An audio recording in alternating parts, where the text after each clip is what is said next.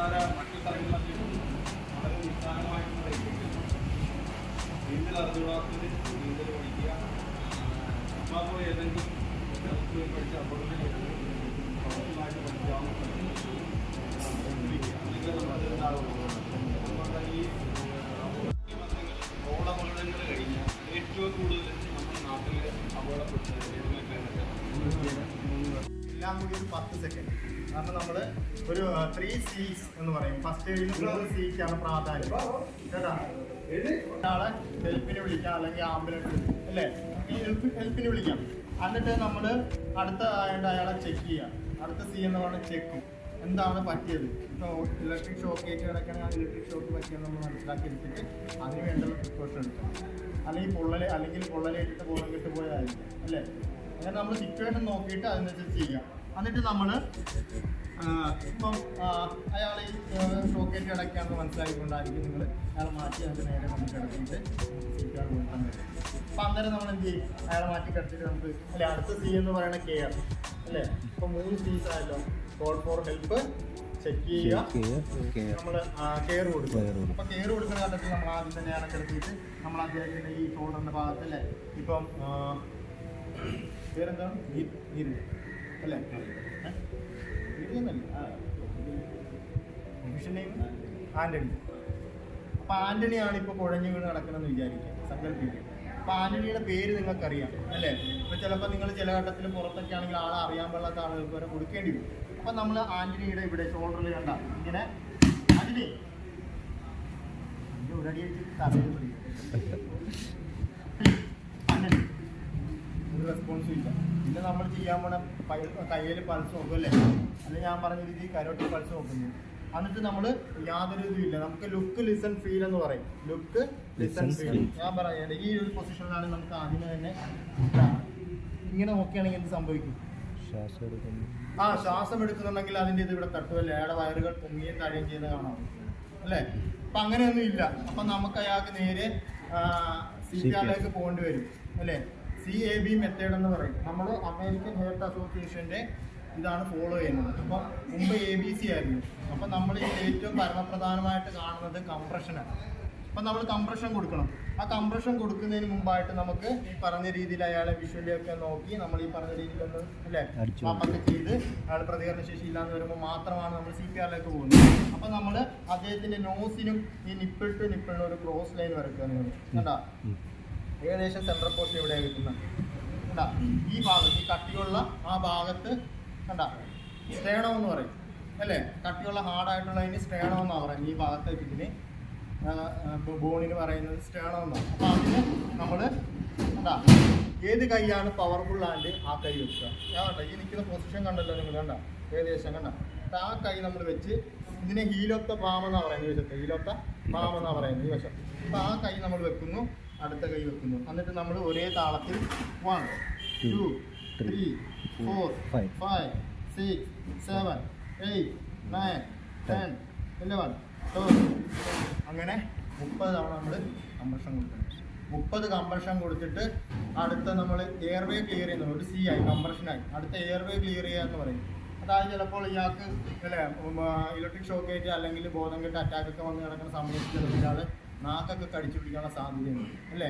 അപ്പം നാക്ക് കടിച്ചു പിടിക്കാൻ സാധ്യത ഉള്ളതുകൊണ്ട് നമ്മൾ പുറത്തുള്ള കൃത്രിമ ശ്വാസം അകത്തേക്ക് കൊടുക്കാൻ നേരത്തെ അകത്തേക്ക് പോകത്തില്ല. അപ്പം അങ്ങനെ പോകാതെ ബ്ലോക്കായിരിക്കും. അപ്പോൾ ആ ബ്ലോക്കേജ് മാറ്റുന്നതിനായിട്ട് നമ്മൾ ഈ 2 വിരൽ കൊണ്ട് ചിഹ്നം അപ്പ് ചെയ്ത് കൊടുക്കും. കണ്ട ചിഹ്നം അപ്പ് ചെയ്ത് കൊടുത്തിട്ട് നമ്മൾ എയർവേ ക്ലിയറായി അല്ലേ. ആ നാക്കൊക്കെ കടിക്കുന്നത് റിലീസാവും. അതിനുശേഷം നമ്മൾ എന്ത് ചെയ്യും, മൂക്ക് അടച്ച് പിടിച്ചുകൊണ്ട് പുറത്തുനിന്നുള്ള എയർ 2 തവണ എടുക്കുക അകത്ത് എടുക്കുക ഊതിക്കൊടുക്കുമ്പോൾ ആ വയറ് പൊങ്ങുന്ന ഫീൽ നമുക്ക് കിട്ടും. എന്നിട്ട് വീണ്ടും നമ്മൾ കംപ്രഷൻ കൊടുക്കുക. ഇങ്ങനെ ഒരു 5 സൈക്കിൾസ് നിങ്ങൾ ചെയ്തതിന് ശേഷം ആ വ്യക്തിയെ നമുക്ക് വേണമെങ്കിൽ ഒന്ന് അല്ലേ പൾസ് ഉണ്ടോ എന്നൊക്കെ ചെക്ക് ചെയ്യാം, തട്ടിയെന്നൊക്കെ നോക്കാം അയാൾ ബോധമുണ്ടോ എന്ന്. അങ്ങനെ ഉണ്ടെങ്കിൽ അയാൾക്ക് നമ്മൾ ഈ പ്രവർത്തനം ചെയ്യേണ്ടതില്ല. നമ്മൾ ഈ കൊടുക്കുന്ന ഒരു കംപ്രഷൻ എന്ന് പറയുന്നത് 2 ഇഞ്ചാണ്. അതായത് ഏകദേശം 5 സെൻറ്റിമീറ്ററോളം വരും. നമ്മളെ വാരിയലിൻ്റെ അകത്താണ് സ്ഥിരീകരിക്കുന്നത് എല്ലാവർക്കും അറിയാം. അപ്പം നമ്മൾ അങ്ങനെ ചെന്ന് അവിടെ മുട്ടുന്ന ആ ഫീൽ നമുക്ക് കിട്ടും. നമ്മൾ ഇത്രയും നല്ല ഹാർഡായിട്ടുള്ള ബോണിലാണ് ചെയ്യുന്നത്. നമ്മൾ ചെയ്യുമ്പോൾ ആ ഒരു ഇത് വരും. അപ്പോൾ ആ പ്രോപ്പറായിട്ട് നമ്മൾ കൊടുക്കണം. 1 മിനിറ്റിൽ 100 മുതൽ 120 കംപ്രഷൻ ചെയ്യണമെന്നാണ് പറയുന്നത് അല്ലേ. നമ്മളെ കൊണ്ട് അത്ര നമ്മൾ ആക്യുറേറ്റ് അത്രയും ചെയ്യത്തില്ല. അപ്പോൾ കുറഞ്ഞത് 80 തവണയെങ്കിലും നിങ്ങൾ ചെയ്യുക. അങ്ങനെ ചെയ്തിട്ട് നമ്മൾ ഈ പറഞ്ഞ രീതിയിൽ നമുക്ക് ഊതിക്കൊടുക്കാം. ചിലർക്ക് ബ്ലീഡിങ് ഒക്കെ വരുന്ന കാരണം ഊതിക്കൊടുക്കാൻ ബുദ്ധിമുട്ടുള്ളവർ കാണും. അങ്ങനെയൊക്കെ ഉള്ളവർ എന്ത് ചെയ്യണം, നമ്മുടെ ഈ കൈ ഉണ്ടാ മൂക്കടച്ച് പിടിക്കുക, ഇങ്ങനെ വെക്കുക, നമുക്ക് ഊതിക്കൊടുക്കാം അല്ലേ. അല്ലാതെ പിന്നെ എന്തുണ്ട് ചെയ്യാൻ പറ്റുന്നു. ഇത് നടക്കുകയാണെങ്കിൽ അവിടെ കുറേ ആൾക്കാർക്ക് പറ്റിപ്പോയെങ്കിൽ നമുക്ക് അല്ലേ ആംബുലൻസിലൊക്കെ ചിലപ്പോൾ ഒരെണ്ണേ കാണുന്നു. അത് വെച്ച് എല്ലാവർക്കും ചെയ്യാൻ സാധിക്കില്ല. അപ്പോൾ നമുക്ക് ഇതുപോലുള്ള കൈകൾ കൊണ്ടുള്ളതൊക്കെ ചെയ്യേണ്ടി വരും. അല്ലെങ്കിൽ പിന്നെ ഏതാ ഉള്ളത്, AED ഇല്ലേ, AED അറിയത്തില്ലേ, ഓട്ടോമാറ്റഡ് എക്സസൈസ്. ഈ മെഷീൻ അങ്ങോട്ട് നമ്മൾ അദ്ദേഹത്തിന് ഹൃദയഭാഗത്ത് ഉള്ള സംവിധാനമൊക്കെ ഉണ്ട്. അത് ഓട്ടോമാറ്റിക്കലി നമ്മൾ ആ ഹൃദയതാളം കണ്ടെത്തിയിട്ട് അത് വേണ്ട നമ്മൾ കൊടുക്കുന്ന ആ പുഷില്ലേ അതിന് പകരം ഇലക്ട്രിക്കലി അത് സംഭവിച്ചു. അപ്പോൾ അയാളുടെ ഹൃദയത്തെ അല്ലേ അത് ആവശ്യമാണെങ്കിൽ അയാൾക്ക് ഈ നമ്മൾ കംപ്രഷൻ ആവശ്യമാണെങ്കിൽ ആ കംപ്രഷൻ കൊടുക്കാൻ സാധിക്കും. അപ്പോൾ അങ്ങനെയുള്ള ഇതൊക്കെ ഉണ്ട്. അപ്പം നമുക്കിപ്പോൾ വീടുകളിലൊക്കെ സംഭവിക്കാൻ നമുക്ക് ഇതുപോലെ കിട്ടത്തില്ല അല്ലേ. അപ്പം നമുക്ക് ചെയ്യാവുന്ന കാര്യം എന്ന് പറഞ്ഞാൽ ഇതുപോലെ നമ്മൾ ഹാൻഡ്സ് ഓൺലി CPR എന്ന് പറയും, അത് ചെയ്യാം. അപ്പോൾ നമുക്ക് ഇങ്ങനെ കംപ്രഷൻ കൊടുക്കുന്നു, മൗത്ത് ടു മൗത്ത് കൊടുക്കുന്നു, മൂക്കടച്ച് പിടിച്ചിട്ട് അകത്തേക്ക് 2 തവണ ഊതി കൊടുക്കുന്നു. ഇയാളെ ഹോസ്പിറ്റലിൽ എത്തിക്കുന്നവരെ നമുക്ക് ചെയ്യണം. നമ്മൾ ഒരാൾ തുടർച്ചയായിട്ട് ചെയ്ത് കഴിഞ്ഞാൽ ക്ഷീണിക്കാനുള്ള സാധ്യതയുണ്ട്. അപ്പോൾ നമ്മൾ ഒരാളെ കൂടെ ഹെൽപ്പിന് കൂടി നമ്മുടെ കൂട്ടത്തിൽ കൂട്ടിയിട്ട് നമ്മളിത് കണ്ടിന്യൂ ചെയ്യുക. അപ്പോൾ അയാൾ ഹോസ്പിറ്റലിൽ എത്തിക്കുന്നവരെ ചെയ്യുക അല്ലേ. ഒരാൾക്ക് നമുക്ക് ക്ലിനിക്കൽ ഡെത്തും ബയോളജിക്കൽ ഡെത്തും ഉണ്ട് അല്ലേ. അയാൾക്ക് മരണം അല്ലേ, അതായത് ഹൃദയവും ശ്വാസകോശവും നിലച്ചു പോകുന്ന അവസ്ഥയുമുണ്ട്, ബ്രെയിനിൽ ഡെത്ത് സംഭവിക്കും അല്ലേ. ബ്രെയിനിലേക്ക് രക്തപ്രവാഹം നിലക്കുന്നതോടുകൂടി ഒരു ഇതുണ്ട്. അപ്പോൾ ആ ടൈമിൻ്റെ ഗ്യാപ്പിനുള്ളിൽ നമ്മൾ ഗോൾഡൻ അവേഴ്സ് എന്ന് പറയും. അപ്പോൾ ആ ടൈമിനുള്ളിൽ നമ്മൾ ഇയാൾക്ക് കൃത്യമായ രീതിയിൽ CPR കൊടുത്തു കഴിഞ്ഞാൽ ഇയാൾ ജീവിതത്തിലേക്ക് തിരിച്ചു വരാനുള്ള സാധ്യതയുണ്ട്. അപ്പോൾ ഒരു സംഭവം നടന്ന ആദ്യ മണിക്കൂറുകൾ ഏറ്റവും പ്രധാനമാണ്. അതുകൊണ്ടാണ് നമ്മൾ കുറഞ്ഞ സമയം എടുക്കണമെന്ന് പറയുന്നത്. 10 സെക്കൻഡ് നമ്മൾ അയാളെ അല്ലേ ഈ പറഞ്ഞ രീതിയിലൊക്കെ നമ്മൾ ചെയ്യാനും പിന്നെ ബാക്കി നമ്മൾ കണ്ടിന്യൂ ചെയ്യുക. ഈ പ്രവർത്തനം ചെയ്തുകൊണ്ടേ ഇരിക്കുക. അപ്പം നമുക്ക് ഇപ്പോൾ ഇത് മുതിർന്ന വ്യക്തികളുടെ കേസായി പറഞ്ഞു. ഇപ്പോൾ ഒരാൾ വെള്ളത്തിൽ വീണ കേസാന്നിരിക്കുക. അപ്പോൾ അദ്ദേഹത്തിന് നമ്മൾ ചിലപ്പോൾ കൊടുക്കേണ്ട രീതി എന്ന് പറയുന്നത് അദ്ദേഹത്തെ വെള്ളത്തിൽ അപ്പോൾ പെട്ടെന്ന് അല്ലേ ഒരു 3-4 മിനിറ്റ് മതി ചിലപ്പോൾ ഒരാൾ മരണപ്പെടാം വെള്ളത്തിൽ പോയ കേസിൽ. അപ്പം അങ്ങനെ വരാൻ നേരത്ത് നമ്മൾ അയാളെ റിക്കവറി പെട്ടെന്ന് വീണ് നമ്മൾ കണ്ടല്ലേ, നമ്മൾ കാൽവഴുതി വീണ് കണ്ട് അയാളെ പെട്ടെന്ന് എടുത്തെന്ന് വിചാരിക്കും. അങ്ങനെ എടുത്ത സന്ദർഭത്തിൽ നമ്മൾ ആദ്യം എടുത്ത് ഈ പറഞ്ഞ നല്ലൊരു സ്ഥലത്ത് കൊണ്ട് കിടത്തിയിട്ട് നമ്മൾ അയാളുടെ ഡ്രസ്സൊക്കെ ഒന്ന് ലൂസ് ചെയ്യുക. എന്നിട്ട് അദ്ദേഹത്തെ വായിലൊക്കെ എന്തെങ്കിലും അല്ല ചെളിയ എന്തെങ്കിലുമൊക്കെ ഉണ്ടാകുന്ന നോക്കുക. ഉണ്ടെങ്കിൽ എടുത്ത് കളഞ്ഞതിന് ശേഷം അദ്ദേഹത്തെ ലെഫ്റ്റ് സൈഡിലേക്ക് ചരിച്ച് കിടത്തുക. തോളത്തൊന്ന് ഇട്ടൊന്ന് തട്ടിയൊക്കെ കൊടുത്തിട്ട് നേരെ ഇങ്ങനെ കിടത്തിയിട്ട് ഒരു 5 തവണ പുറത്തുനിന്നുള്ള എയർ നിങ്ങൾ കൊടുക്കണം. വെള്ളത്തിൽ വീണ കേസിൽ 5 തവണ പുറത്തുനിന്നുള്ള എയർ ഊതി കൊടുത്തതിന് ശേഷം വീണ്ടും നമ്മൾ CPRലേക്ക് പോകുന്നു. കംപ്രഷൻ വെറുതെ ബ്രീത്തിലേക്ക് നമ്മൾ പോകുന്നു വെള്ളത്തിൽ വീണ കേസിൽ. പിന്നെ വരുന്നതെന്ന് വെച്ചാൽ നമ്മുടെ വീടുകളിലൊക്കെ ഞാൻ പറഞ്ഞു തരാം, നമ്മുടെ കുട്ടികളൊക്കെ എന്തെങ്കിലും എഴുതി നടക്കുന്ന സമയത്ത് അല്ലേ എന്തെങ്കിലും കൗതുകമായിരിക്കും. അപ്പം നമ്മൾ നാളോ എന്തെങ്കിലുമൊക്കെ അവിടെ ഇവിടെയൊക്കെ കാണും. നമ്മൾ കണ്ടില്ലെങ്കിലും പിള്ളേർ കണ്ടെത്തും. അപ്പം അങ്ങനെ വരുന്ന അവസ്ഥയിൽ പിള്ളേരെടുത്ത് വായിലൊക്കെ ഇട്ടിട്ട് അല്ലേ അവർ പോയിട്ട് ശ്വാസനാളം അടഞ്ഞു പോയിട്ട് കുട്ടികൾ പറയാൻ അറിയുമോ? ഇല്ല. അത് ഏത് ചേഷ്ടയായിരിക്കും, കൈ ഇങ്ങനെയായിട്ട് അടിക്കും, കണ്ണൊക്കെ മേടിച്ചിരിക്കുന്ന അവസ്ഥയിലായിരിക്കും. അപ്പം അങ്ങനെ വരുന്ന സിറ്റുവേഷൻ നിങ്ങൾ മനസ്സിലാക്കണം, എന്തോ ഉള്ളിൽ പോയിട്ടുണ്ട്, അതുകൊണ്ട് കൊച്ചിന് ശ്വാസം കിട്ടുന്നില്ല, അല്ലെങ്കിൽ മുലപ്പാൽ തൊണ്ടയിൽ കുടുങ്ങാനുള്ള അവസ്ഥയുണ്ട്. അപ്പോൾ ആ അവസരത്തിൽ നമുക്ക് ചിലപ്പോൾ അവർക്ക് കൊച്ചിന് CPR കൊടുക്കേണ്ടി വരും. അപ്പോൾ കൊച്ചു കുട്ടികളൊക്കെ ആകുമ്പോൾ നമുക്ക് എന്താ ഈ 2 വിരൽ കൊണ്ട് ഇവരുടെ കവിളിൻ്റെ അവിടെ ഇങ്ങനെ വെക്കുക. 2 വിരൽ വെച്ച് കവിളിൻ്റെ അവിടെ വെച്ചിട്ട് നേരെ നമ്മുടെ കൈത്തണ്ടയിൽ കിടക്കും. കുട്ടികളൊക്കെ ആകുമ്പോൾ നമ്മൾ രണ്ടല്ലേ കാലപ്പുറത്തും ഇപ്പുറത്തും ഇട്ട് കൈത്തണ്ടയിൽ കിടക്കും. അപ്പോൾ അങ്ങനെ വരാൻ വേണ്ടി കുട്ടിയെ നമ്മൾ ഈ രീതിയിൽ കണ്ടിട്ട് ഇരിക്കൊണ്ട് ഇപ്പോൾ ഒരു കസേരയിൽ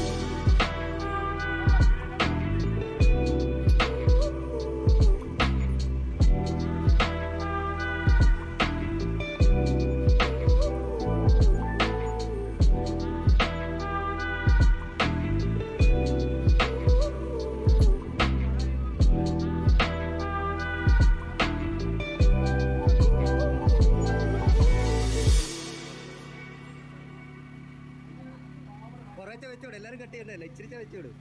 ആ കൊള്ളാം.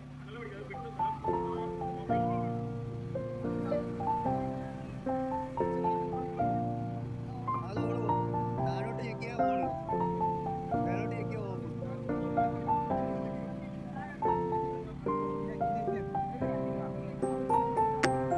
മതി.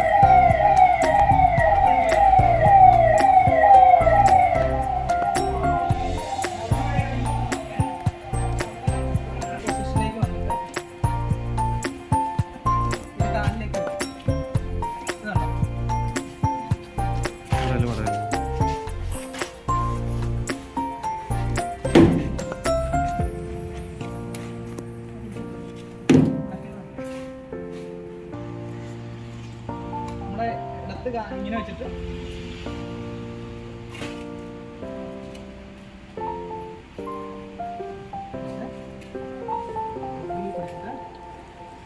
നേരെ കണക്ട് ചെയ്യും. കണ്ടോ? കണക്ട് ചെയ്ത് ഈ രണ്ട് ലെഗിലും പിടിച്ചിട്ടുണ്ടോ? സിമ്പിൾ ആയിട്ടുള്ള ഒരു ഉപയോഗിക്കാനല്ല, ബാക്കി എന്ത് ഉപയോഗിക്കുകയാണെങ്കിൽ നമുക്ക് വലിയ പാടില്ല. ഇത് ഒക്കെ ട്രെയിൻഡ് അല്ലെങ്കിൽ നമുക്കിത് ഈ വാട്ടറിൻ്റെ പ്രഷർ നമുക്ക് കൺട്രോൾ ചെയ്ത് പിടിച്ചിരിക്കാൻ പറ്റില്ല.